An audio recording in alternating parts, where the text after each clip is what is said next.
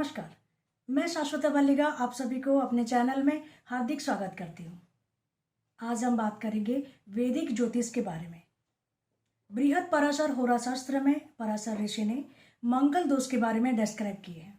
मंगल दोष कैसे बनता है, मंगल दोष बनता है और उसका कैंसलेशन भी होता है किन किन स्थिति में। तो चलिए बात करेंगे मंगल दोष, मांगलिक दोष के बारे में। हमारे कुंडली में 12 भाव होते हैं। अगर कुंडली के ऐसे 5 भाव हैं जिन भावों में से अगर मंगलदेव रहते हैं तो मांगलिक दोष बनता है। जैसे कि 12 भाव, प्रथम भाव, चतुर्थ भाव, सप्तम भाव और अष्टम भाव, इन 5 भावों में से किन्हीं भी एक भाव में अगर मंगलदेव रहते हैं तो मंगल दोष बनता है।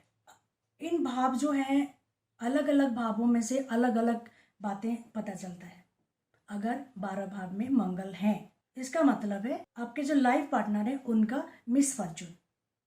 अगर आपके लाइफ पार्टनर का भाग्य साथ नहीं देता है, हमेशा दुर्भाग्यपूर्ण घटनाएं घटती है, तो क्या आप एक हैप्पी मैरिड लाइफ लीड कर सकते हैं? नहीं। तो ऐसे स्थिति में मांगलिक दोष जो बनता है वो आपके लाइफ पार्टनर का मिसफॉर्चून, दुर्भाग्य को बताता है। अगर मंगल देव आपके प्रथम भाव में बैठे हैं, लग्न भाव में बैठे हैं, तो मांगलिक दोष बनता है। ऐसे में क्या होता है कि आफ्टर मैरिज आपका हेल्थ खराब रहता है। आपको लगता है कि शादी करने के बाद ही मेरा तबीयत खराब होने लगा है, तबीयत बिगड़ने लगा है। तो अगर आपका हेल्थ हमेशा खराब रहता रहे, बिगड़ता रहे, तो क्या आप एक हैप्पी मैरिड लाइफ लीड कर सकते हैं?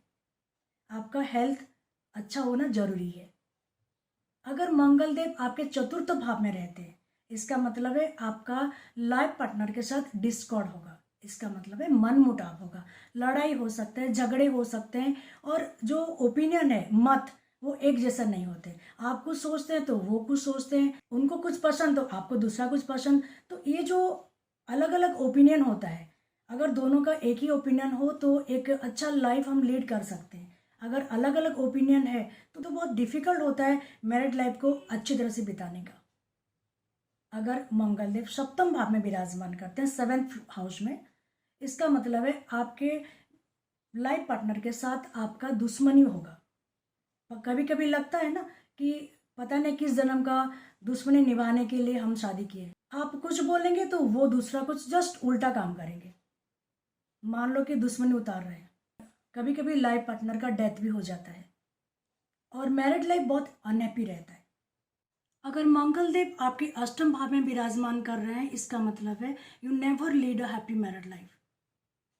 मंगल दोष यहाँ पे बहुत खतरनाक होता है, क्योंकि कभी कभी एक्सीडेंट भी हो जाता है, सेपरेशन भी होता है, परंतु मंगल दोष कैंसल भी होता है।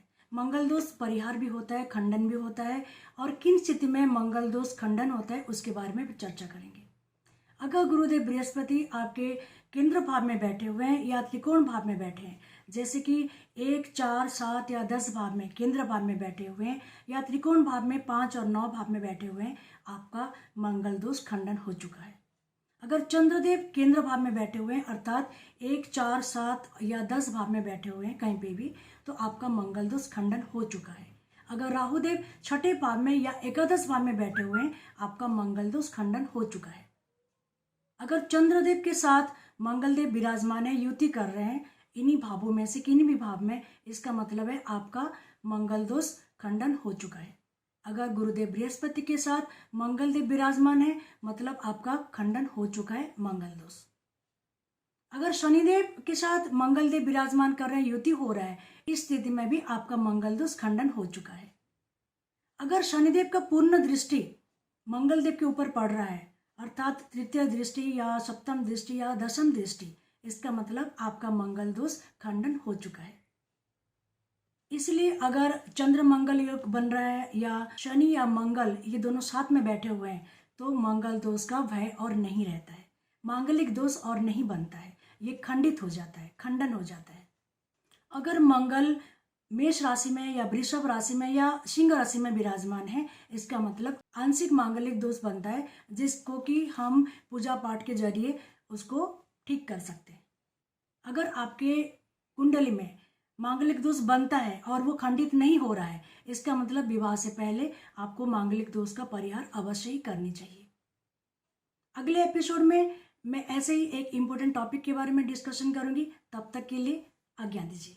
आपको अगर ये वीडियो अच्छा लगा तो प्लीज लाइक करिए, कमेंट करिए और शेयर करिए, और हाँ, सब्सक्राइब करना मत भूलिएगा। धन्यवाद।